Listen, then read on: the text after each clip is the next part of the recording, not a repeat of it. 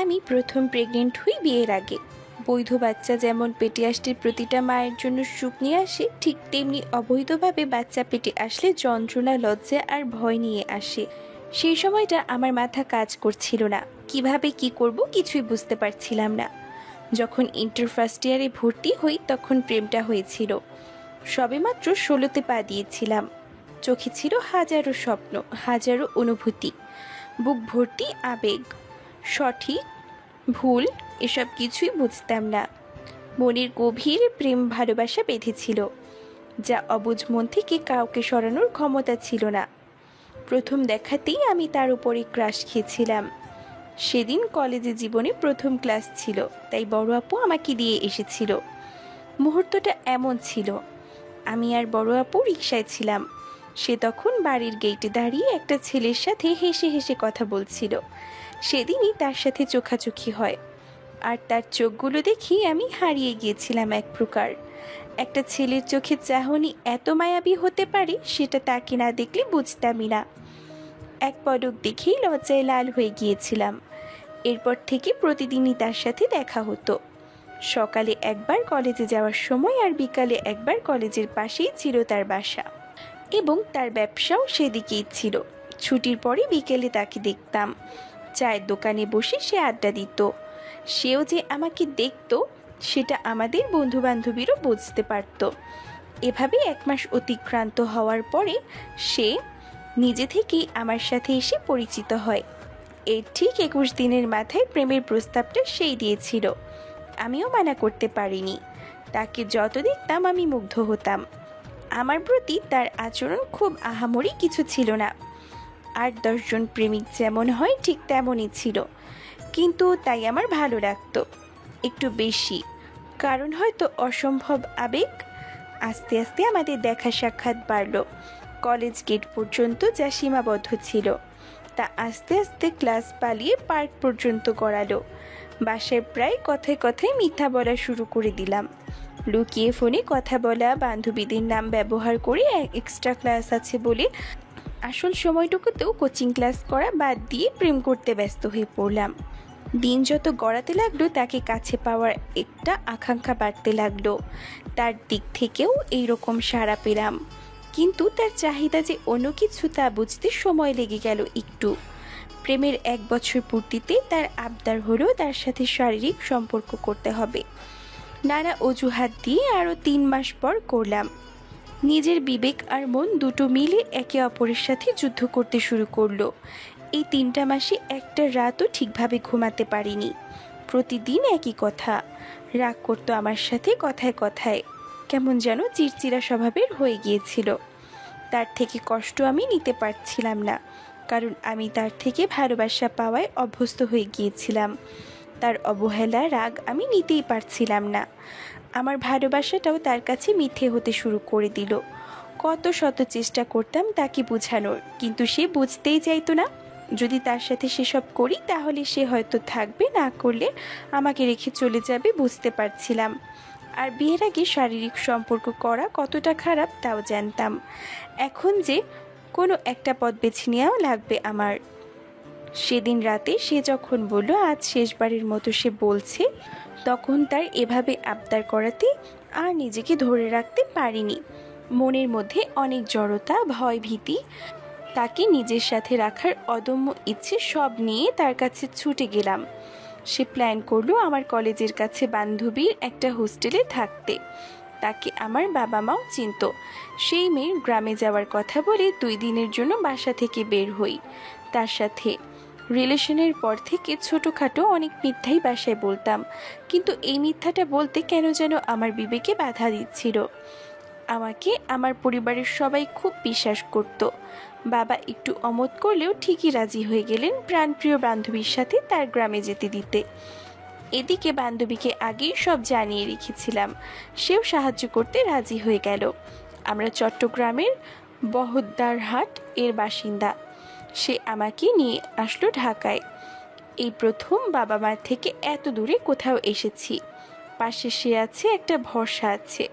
তারপরেও একটা ভিত্তি কাজ করত, কারণ আমি যেই কাজের জন্য এখানে এসেছি তা নেহাত খারাপ কাজ। তবুও তার মুখের হাসিটা দেখলে সব ভুলে যাই। শুধুমাত্র একটা কবুল বলা ছাড়া আর তো কিছু বাদ পড়েনি আমাদের সম্পর্কে। ভালো তো সে যে আমাকে অনেক বাসে তাও বুঝতে পারি। আমার প্রতি তার যত্নে পুরো একটা বছর ধরে আমাকে যেভাবে আগলে রেখেছেন এই ছেলেটা, তাতে তার ভালোবাসা আলাদা করে প্রমাণ করা লাগবে না আমার চোখে অন্তত পক্ষে। সেদিন আমরা ঢাকায় এসে ওর এক বন্ধুর বাসায় উঠলাম। বাসায় কেউ ছিল না যদিও। আমরা সারা দিন ঘোরাঘুরি করলাম। তার হাতে হাত রেখে হাঁটতে হাঁটতে একটা শান্তি লাগছিল। বুঝতে বাকি রইল না এই হাত আমি ছেড়ে দিয়ে থাকতে পারবো না। রাতে বাইরে থেকে খেয়ে আসলাম, এসে ফ্রেশ হয়ে নিলাম। আমি আর ও পাশাপাশি বসে আছি। কেমন যেন একটা লজ্জা কাজ করছে। আর ভাবছি আজ প্রথম ও আর আমি একসাথে থাকব। মনে হচ্ছিল এখন আমরা বিয়ে করে নিলেই তো পারতাম। ওর হাত ধরে বললাম, চলো না আমরা বিয়ে করে নেই। করব আর কিছুদিন পরে। তুমি ইন্টারটা শেষ করো, আমার ব্যবসাটা একটু ভালো হলেই তোমার বাসায় প্রস্তাব পাঠাবো। তোমার বড় আপু এখনো পড়াশোনা করছে, আমার মনে হয় না তোমাকে তার আগে বিয়ে দিবে, না হলে আমি এখনই তাই করতাম। ওর কথার যুক্তিতে বুঝতে পেরেছিলাম সত্যিই তো বিয়ে দিবে না আমাকে এত আগে। মা বাবাকে বলতে গেলে হয়তো তার থেকে আমাকে দূরে সরিয়ে দিবে। রাতের গভীরতা বাড়ছিল, সেই সাথে তার আদরে ডুবে যাচ্ছিলাম। বিবাহ ছাড়া বাসর হচ্ছিল আমাদের, বৈধতা ছিল না। তবুও তার প্রতিটি স্পর্শ আমাকে মাতাল করে দিচ্ছিল সেই রাতে। হয়তো ভালোবাসা এত ছিল বলেই নিজেকে বিলিয়ে দিতে গিয়ে আর দ্বিতীয়বার ভাবতে হয়নি। পরদিন সকালে যখন চোখ খুলি তখন আমার বুকে মুখ গুছে শুয়েছিলেন। এত শান্তি লাগছিল এই বুকে। তাকিয়ে দেখি সে আমার আগেই উঠে গেছে। আমার দিকে তাকিয়ে জিজ্ঞেস করলো, ঠিক মতো ঘুম হয়েছে ম্যাডামের? আমি লজ্জায় তার দিকে তাকাতেই পারছিলাম না। সকালে আমার প্রতি যেন তার ভালোবাসা আরো কয়েক গুণ বেড়ে গেছে। সে আমাকে একটা মেডিসিন দিল খেতে, আমিও খেয়ে নিলাম। কিছুক্ষণ পরে আমার কপালে একটা ছোট্ট চুমু দিয়ে বলছিল, আজ আমাদের ভালোবাসা পূর্ণ হয়ে গেছে। অনেক ভালোবাসি তোমাকে, আজীবন পাশে থাকবে। থাকবো সব সময়। সেদিন আমরা সারা দিন ঘুরে ফিরে বাড়ি চড়ে আসলাম। তারপর থেকে আবার প্রতিদিনের জীবন শুরু হয়ে গেল। কিন্তু কিছুদিন ধরে দেখি সে আর আগের মতো আমার জন্য সকাল বিকেল দেখা করতে ছুটে আসে না। কথা বলাও কমিয়ে দিয়েছে। আগের মতো খোঁজ নেয় না, জিজ্ঞেস করলেই বলে, আমাদের ভবিষ্যৎ ভালো করার জন্য এখন দিন রাত খাটতে হয় আমার। ভালোভাবে টাকা উপার্জন করতে না পারলে তোমাকে খাওয়াবো কি বিয়ের পরে? তার এরূপ ব্যবহার আমাকে অনেক কষ্ট দিত। কিছুই বলতাম না। এভাবেই 2 মাস কেটে যায়। আজ 17 দিন সে আমার সাথে না দেখা করছে না ফোন করছে। আমার শরীর একটু একটু খারাপ লাগতে শুরু করে, আর মন আরও খারাপ। মাঝে দিয়ে প্রিয়রও হলো না। আমার রক্তশূন্যতার সমস্যা আছে বলে মাঝে মাঝে প্রিয় ডেট মিস হতো, কিন্তু এবার যখন 2 মাসে একবারও হলো না তখন আমি ভয় পেয়ে গেলাম। কলেজের সেই বান্ধবীর সাথে শেয়ার করার পরে ও আমাকে বলল কিট দিয়ে টেস্ট করে দেখলাম পজিটিভ এসেছে। ভয়ে আমি পুরো শেষ। ভাবলাম এটা ভুলও হতে পারে, তাই আবারও করি। পরপর 3 বার করলাম, রেজাল্ট পজিটিভ আসলো। এবার আমার বয়ফ্রেন্ডকে কল দিলাম। টানা 21টা ফোন করার পরেও সে রিসিভ করলো না, তাই বাধ্য হয়ে তাকে মেসেজ দিলাম, আমি প্রেগনেন্ট, তুমি কি ফোনটাও রিসিভ করবে না? 10 মিনিট পরে আবার কল দিলাম, দেখি এবার তার মোবাইল বন্ধ। মনে হতে শুরু করলো সে কি আমাকে আর চায় না, সেও কি অন্য ছেলেদের মতো? আমি কি তার শুধু শারীরিক চাহিদা মেটানোর জন্যই একটা পুতুল ছিলাম? আমার প্রতি তার কি কোনো মায়া কাজ করে না? সে কি আমাকে আর ভালোবাসে না, নাকি ভালোবাসা কোনো দিনই ছিল না? আমার যে অনেক ভয় লাগছে আর কষ্ট হচ্ছে। আমার সামনে কি কোনো পথ আছে যা ধরে আমি এই ঝামেলা থেকে রক্ষা পেতে পারি, নাকি নেই? আমার কি উচিত হবে আত্মহত্যা করা? আমার জন্য এটাই উচিত হবে, না হলে যে মা বাবা আপু আমার জন্য কেউ মুখ দেখাতে পারবে না। আমি এখন চোখ মুখ অন্ধকার দেখছি। হঠাৎ মনে পড়লো আমার এই ব্যাপারটা জানাজানি হবে কিছুদিন পরেই। তখন মা বাবাকে কিভাবে মুখ দেখাবো? আমার কারণে তারা সমাজে কিভাবে টিকে থাকবে? আপুর কি হবে? এলাকার লোকজন আমাদের কি বলবে? এই বাচ্চাটা এখন কেন পেটে আসলো? তাকে তো আমি চাই না। এ যেন একটা গলার কাটা হয়ে গেছে। তার প্রতি আমার কোনো অনুভূতি কাজ করছে না একদম। মা হলে নাকি মায়া লাগে, আমার যে অসহ্য লাগছে, পারছি না একে আমি মেনে নিতে। এসব ভাবতে ভাবতেই আমি মাথা ঘুরে পড়ে যাই। অনেক কষ্টে বিছানায় গিয়ে পা এলিয়ে ঘুমিয়ে পড়ি কান্না করতে করতে। রাতে 11টার দিকে সে আমাকে ফোনে একটা মেসেজ পাঠায়। কাল সকালে কলেজের সামনে এসে দেখা করবে। মনের এত বড় বোঝা আর বইতে পারছি না। তার মেসেজ পেয়ে অনেক ভালো লাগলো। সাথে সাথে তাকে কল ব্যাক করলাম। সে ফোনটা বন্ধ করে দিল। ফোনটা বুকে জড়িয়ে ধরে আকাশপানে তাকিয়ে ভাবছি, আমি কি ভুল মানুষকে ভালোবাসলাম? সে কি আমার জীবনটা শেষ করে দিবে? আমার ভুলের জন্য কি আমার জীবন দিয়ে দিতে হবে? এই সমস্যা থেকে কি আমি মুক্তি পাবো না? আমার এই ভুলের খেসারত কি আমারই মরেই দিতে হবে, নাকি অন্যভাবে? কি করব আমি? সারা রাত কোনো মতে পার হলো। সকাল সকাল কলেজ টাইম না হতেই আমি চলে গেলাম। গিয়ে দেখি সে আসেনি। এভাবে 1 ঘন্টা, 2 ঘন্টা, 3 ঘন্টা পার হয়ে গেল। কলের উপরে কল দিচ্ছি তাকে, কিন্তু সে ধরছে না। প্রায় সকাল শেষ হয়ে আসতে চলল, কিন্তু তার আসার নাম নেই। এবার আমার রাস্তার ধারে বড় বটগাছটার সাথে দাঁড়িয়েই শব্দবিহীন কান্না করতে শুরু করলাম। মাথাটা খুব বেশি পরিমাণে ঘোরাতে শুরু করেছে। পেছন থেকে কে যেন এসে আমার কাঁধে হাত রেখেছে, কিন্তু ঘুরে দেখার আগেই আমি অচেতন হয়ে পড়ি। যখন জ্ঞান শূন্য, তখন নিজেকে হাসপাতালে বিছানায় আবিষ্কার করি। নিজের বাচ্চাটাকে অ্যাবর্শন করে শান্তি লাগছিল অনেক, কারণ সে তো অবৈধ ছিল। মনে হচ্ছিল একটা আস্ত বড় পাথর যেন আমার বুক থেকে কেউ নামিয়ে দিয়েছে। আমার তো তার জন্য কোনো অনুভূতি কাজ করছিল না। আচ্ছা, অবিবাহিত অবস্থায় বাচ্চা পেটে আসলে মায়া লাগে? মনে হয় লাগে না। আমার লাগেনি। তখন সম্মানটাই আগে আসে। মা বাবার কথা, নিজের কথা, এগুলোই তো মনে পড়ে।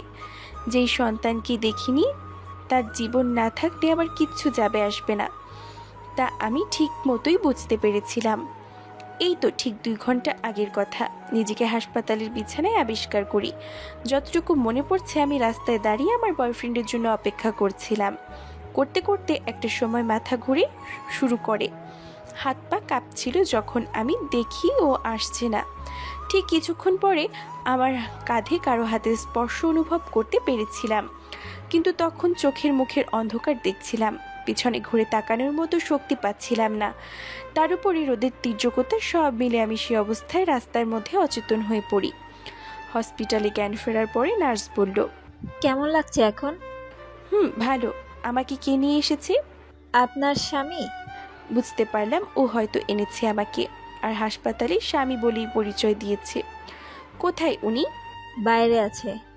একটু ডেকে দিবেন? দিচ্ছি। বলে নার্স চলে গেল। ও ভিতরে এলো। অ্যাবর্শন করাতে হবে। হ্যাঁ। কেমন আছো তুমি? ভালো। আমি কেমন আছি জিজ্ঞেস করবে না? ও হ্যাঁ, তুমি সুস্থ হয়েছো এখন? কথার ধরনটাই আমার খুব কষ্ট লাগলো। শরীর ভালো না লাগার সত্ত্বেও বললাম, হুম। চলো তাহলে, ডাক্তার আসে। এখনো আমি সব ঠিক করে রাখছি। অ্যাবর্শন করতে গেলাম। একটা মধ্যবয়সী নার্স আমাকে বেশ কিছুক্ষণ দেখলো তাকিয়ে। এরপর জিজ্ঞাসা করলো, আসলে এই বাচ্চাটা ফেলে দিবেন?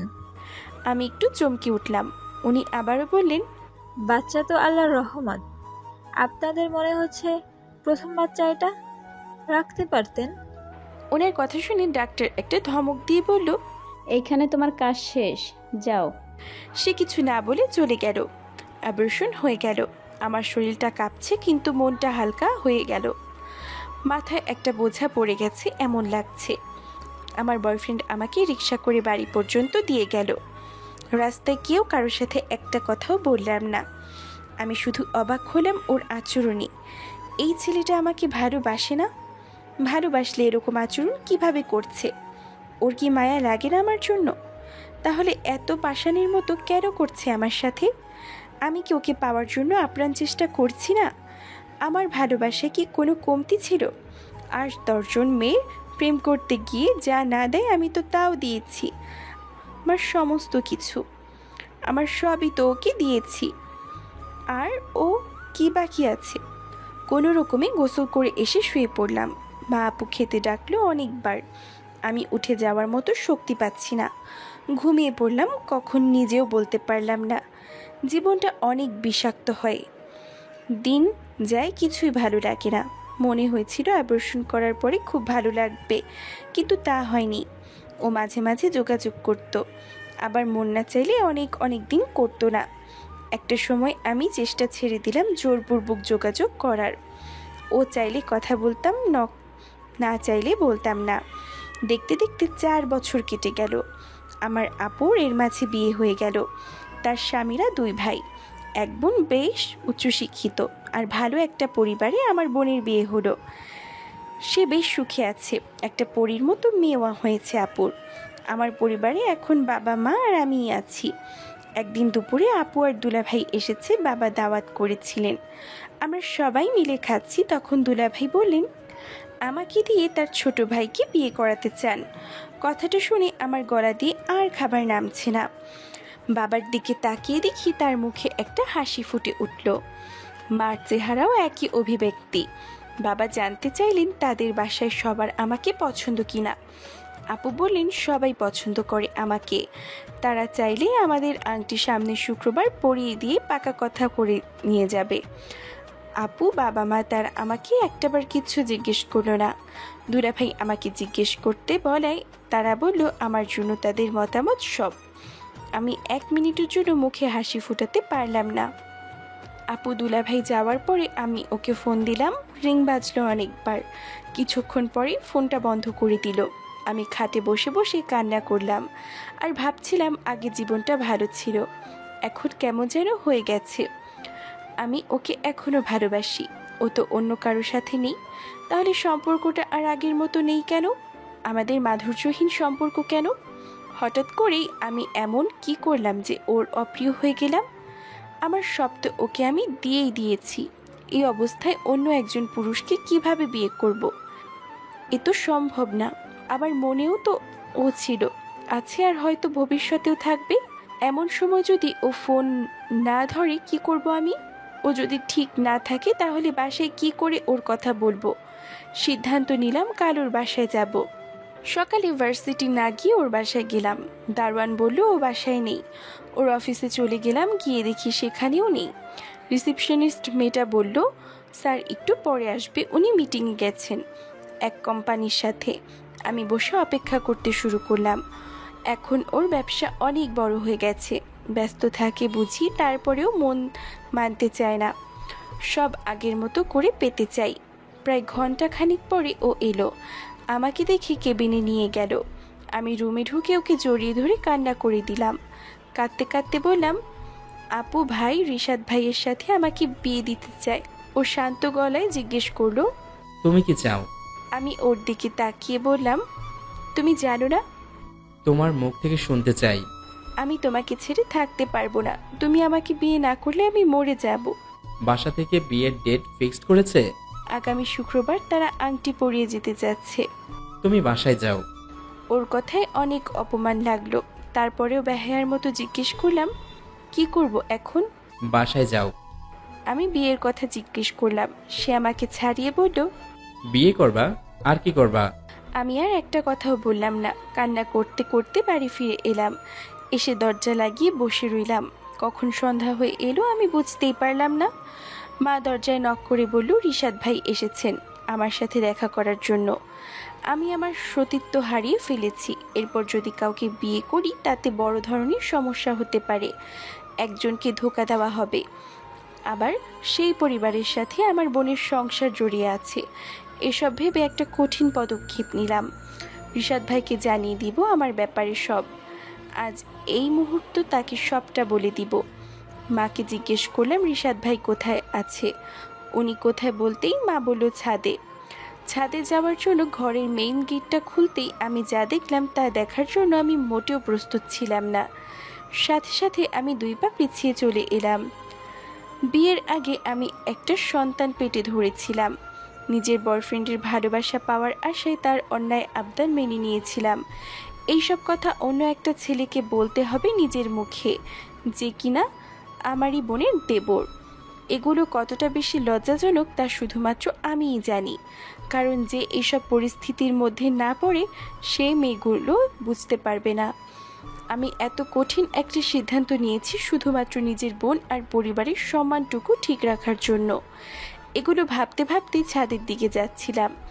এমন সময় দরজা খুলেই আমি কিছুক্ষণের জন্য বাকরুদ্ধ হয়ে যাই, কারণ আমি চোখে যা দেখেছিলাম তা দেখার জন্য মোটেও প্রস্তুত ছিলাম না। দরজা খোলার সাথে সাথে সামনে দেখি রিশাদ ভাইয়ের সাথে আমার বয়ফ্রেন্ড দাঁড়িয়ে আছে এবং তারা হেসে হেসে কথা বলছে। আমাকে দেখি রিশাদ ভাই হাসি দিয়ে জিজ্ঞেস করলো, ভালো আছো রুহি? আমার মুখে তো কোনোই কথা আসছে না, ভয় কলিজা পর্যন্ত কেঁপে উঠছে। ইরাদ কেন এসেছে এখানে? ও কি চায়? আজ তো আমাকে ফিরিয়ে দিয়েছে যখন বলেছিলাম বাবা মা আমাকে রিশাদ ভাইয়ের সাথে বিয়ে দিতে চায়, তখন ওরকম করে। আজ এখানে কেন? আর রিশাদ ভাইয়ের সাথেই বা কেন? ও কি চায়? আর আমার বাসায় বা কেন এসেছে? এতগুলো কথা আমার মাথায় ঘুরছে।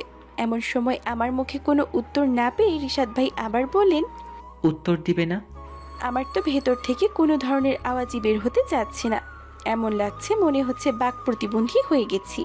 কিছুক্ষণ ভ্যাবলার মতো তাকিয়ে থেকে খুব কষ্টে গলা চাপ দিয়ে উত্তর দিলাম, জি ভাইয়া ভালো। ইরাদ সেখানে চুপচাপ করেই দাঁড়িয়ে আছে, আমার দিকে চোখ তুলেও দেখেনি একবার, আর কোনো কথাও বলছে না। রিশাদ ভাই বললেন, এসো ভেতরে বসে কথা বলি সবাই। আমি ভাবছি বাবা মা ইরাদকে দেখলে কি বলবে, কি বলে পরিচয় করাবো ওকে। আর রিশাদ ভাই ওকে কেন নিয়ে আসছে এখানে? আমি গেটে দাঁড়িয়ে আছি দেখি রিশাদ ভাই জিজ্ঞেস করলো, কি বিয়ান সাহেবা, ভেতরে আসতে দিবেন না আমাদের? আমি মাথা নেড়ে হ্যাঁ বুঝালাম, এরপর সরে গেলাম দরজা ছেড়ে। রিশাদ ভাই তুমি যাও, মা বাবা এসে পড়েছে নিচে মনে হয়, আমি একবারে নিয়ে আসি। আমি একটা বড় ধরনের ধাক্কা খেলাম। হচ্ছে কি আমার সাথে? আচ্ছা। এই বলেই ইরাদ নিচে নেমে গেল। রিশাদ ভাই ভিতরে এসে সোফায় বসতে বসতে বলে, বিয়ান আজকে তো আপনার খুশির দিন, হাসি খুশি থাকবেন। আমি মনে মনে বললাম, আল্লাহ জানে কি হতে যাচ্ছে, কিসের খুশি হব আবার আজকে। কিছুক্ষণের মধ্যে ইরাদের মা বাবাও আসলেন। তাদের দেখে আমি সালাম দেই। এমন সময় বাবা মা ভিতরের ঘর থেকে বাহিরে আসে। এমন সময় ইরাদের মা আমাকে দেখে বলেন, মাশাআল্লাহ, মেয়ে ভারী মিষ্টি। দেখতে হবে না পছন্দ কে করছে?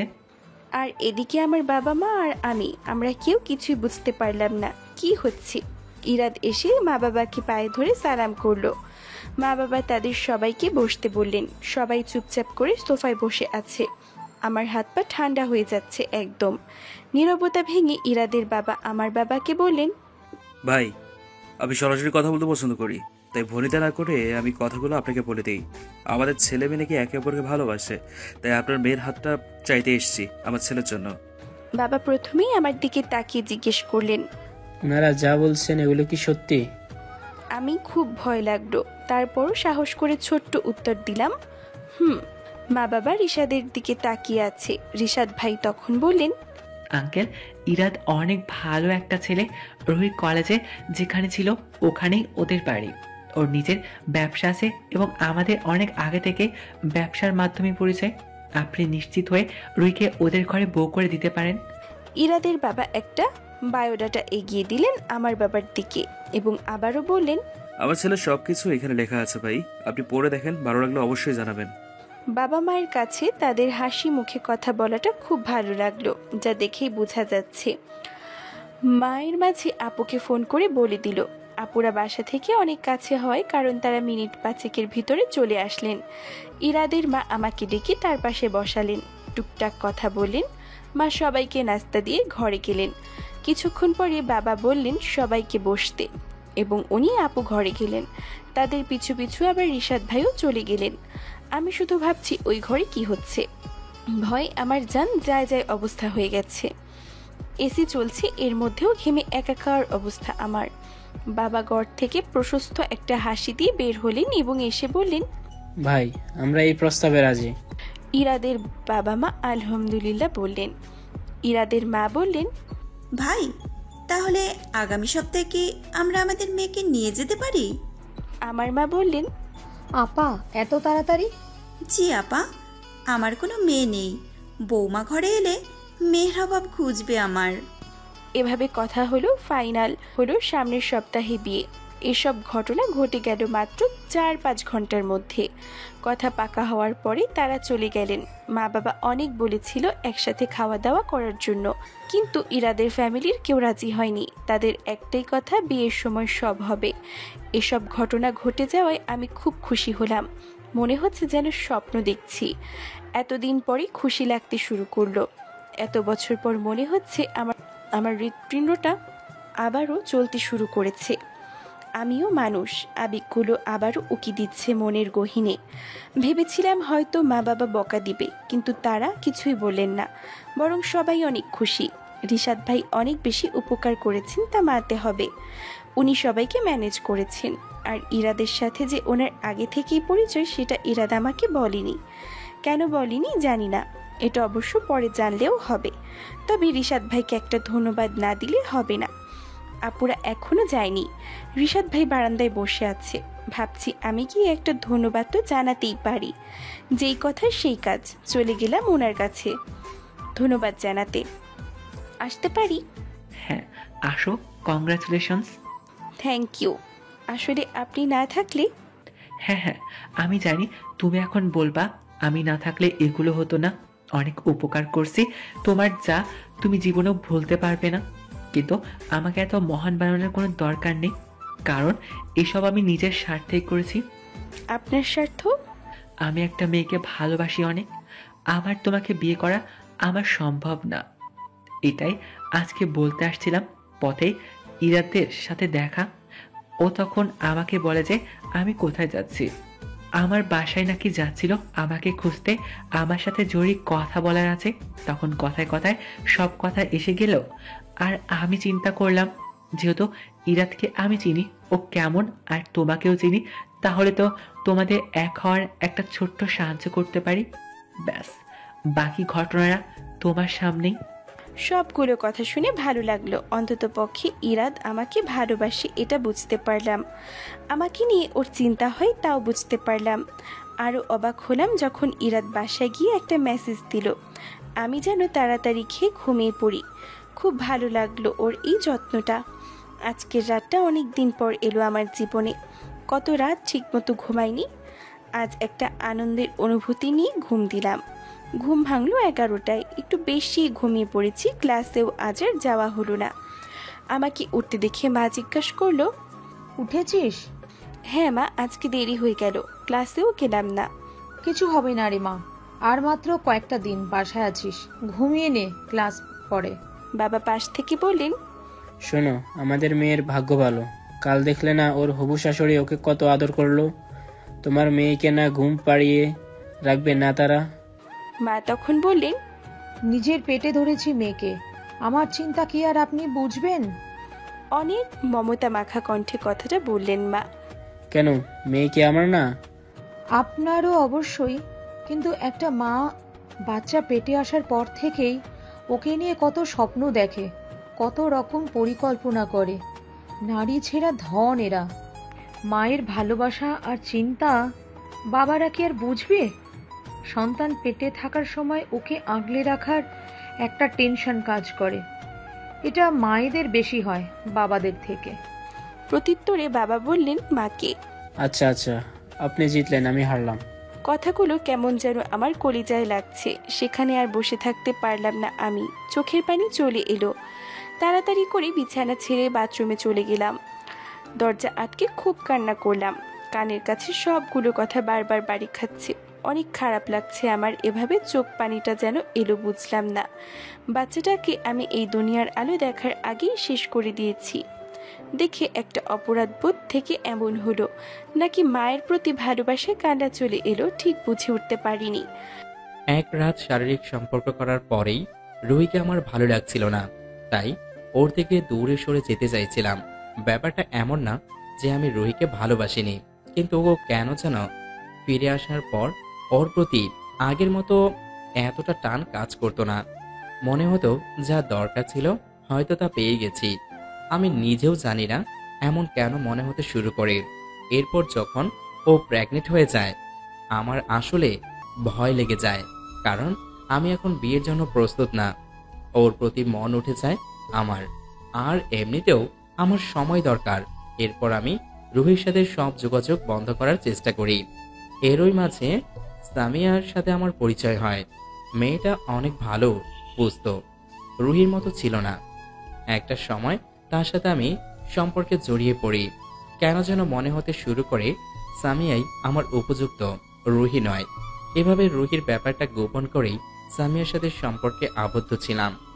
বেশ ভালোই চলছিল সবকিছু, কিন্তু একদিন বিকেলেই হঠাৎ সামিয়া ফোন করে আমাকে বলে ও বিয়ে করতে যাচ্ছে আর একজন ছেলেকে। আমার তখন দিশেহারা অবস্থা। সামিয়ার বাসার সামনে যাই, ওকে অনেক বোঝানোর চেষ্টা করি। পায়ে ধরা বাকি ছিল একমাত্র, তারপরেও ওর মন গলেনি, ফেলে চলে যায় আমাকে। অনেকদিন ডিপ্রেশনে ছিলাম, কিছুই ভালো লাগতো না। এরপর ব্যবসায় মন দিলাম। একে ঘিরে আমার দিন কাটানো শুরু হলো। তারপরে যে রুহিকে আমি খুব ভালোবেসে ফেলেছি এমন কিছুই ঘটেনি, কিন্তু রুহি আমাকে ভালোবাসে, ও আমাকে চায়।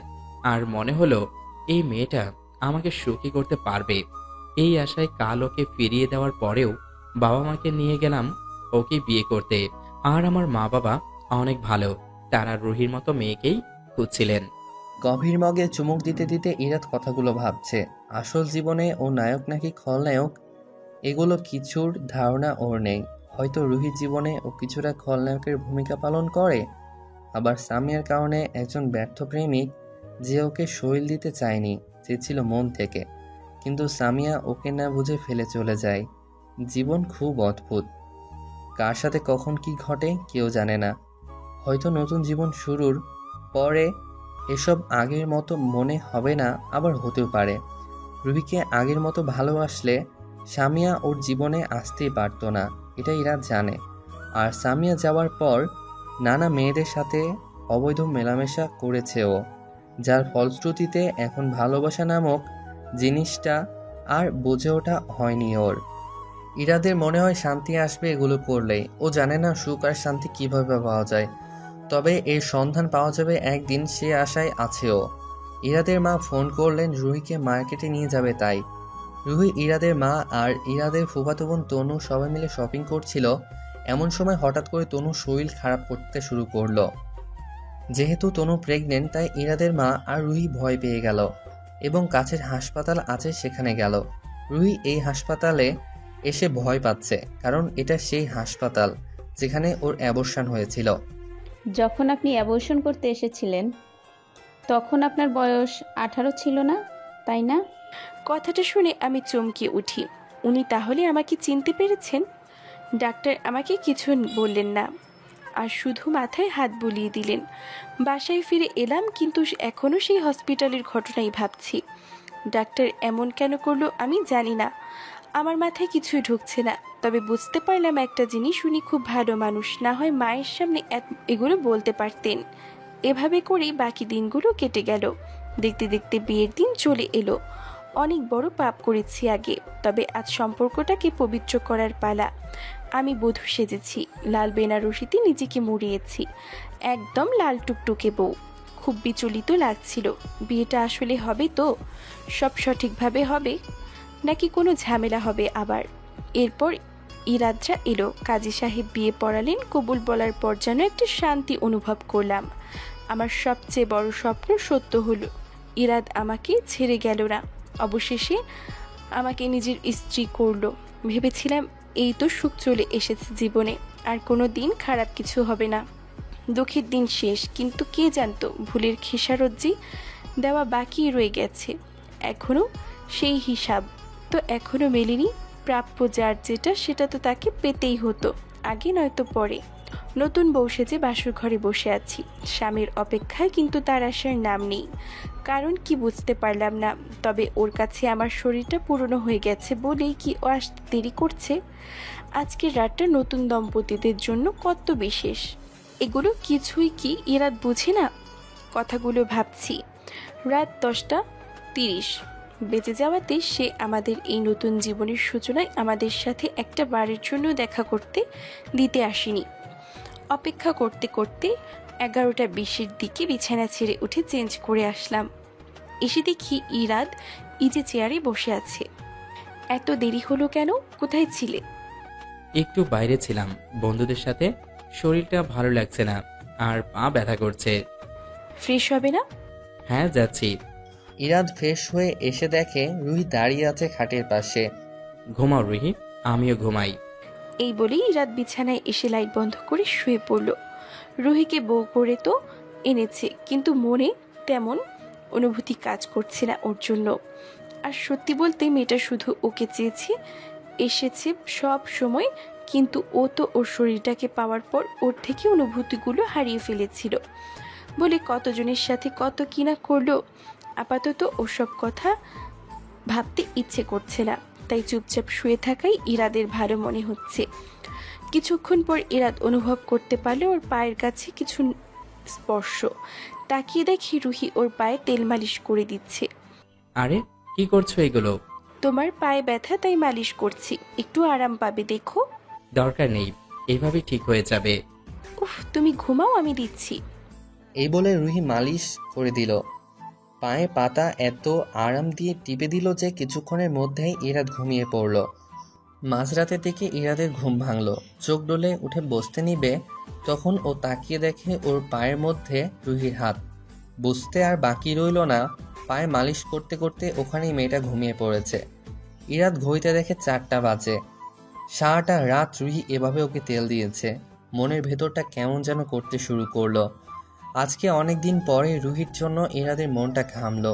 মেয়েটা আসলে ওকে যত্ন করতে চায়। ইরাদের প্রতি রুহির অসম্ভব ভালোবাসা আছে আজও। আগের মতোই ভালোবাসে ওকে। নিজেকে অপরাধী লাগছে ইরাদের। মেয়েটার ঘুমন্ত মুখটা দেখতে নিষ্পাপ লাগছে। রুহিকে কোলে তুলে ইরাদ বিছানায় শুইয়ে দিয়ে বাথরুমে গেল। এসে দেখে রুহি উঠে গেছে। এত তাড়াতাড়ি উঠলে কেন? আর রাতে ঘুমাও নাই কেন? এমনিতে। আচ্ছা, এখন ঘুমাও। আচ্ছা। এটা বলে রুহি পাশ ফিরে শোয়ার পরে ইরাদ বুঝতে পারলো রুহি ওকে কাছে চাইছে।